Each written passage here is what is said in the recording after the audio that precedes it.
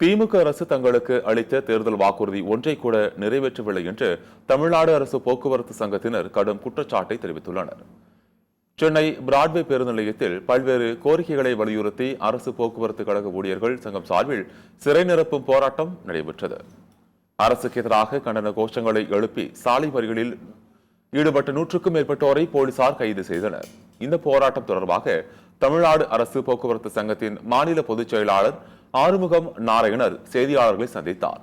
அப்போது பேசிய அவர், ஓய்வூதிய ஒப்பந்தம், ஓய்வு பெற்ற பணியாளர்களுக்கான பணப்பலன், அகவழிப்படை உயர்வு, காப்பீடு உள்ளிட்ட எந்தவொரு தேர்தல் வாக்குறுதியையும் திமுக அரசு நிறைவேற்றவில்லை என கூறினார். தங்களது இந்த கோரிக்கைகளை வலியுறுத்தி அனைத்து சங்கங்களுடனும் ஒருங்கிணைந்து கலந்தாலோசித்த பின்னர் வேலைநிறுத்த போராட்டம் அறிவிக்கப்படும் என்றும் ஆறுமுகம் நாராயணர் தெரிவித்தார். இந்த அரசாங்கம் சொன்ன வாக்குறுதி எதையுமே நிறைவேற்றவில்லை. 4 ஆண்டுகள் ஆகிவிட்டது.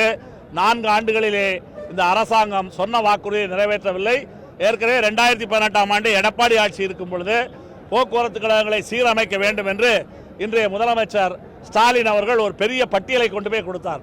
நாங்கள் இப்ப நடத்துற போராட்டம் எங்களுடைய கோரிக்கை அல்ல. திமுக எதிர்கட்சியாக இருக்கும்போது என்ன சொல்லுச்சோ அதை செய்யணுங்கிறது தான் எங்களுடைய முக்கியமான கோரிக்கை.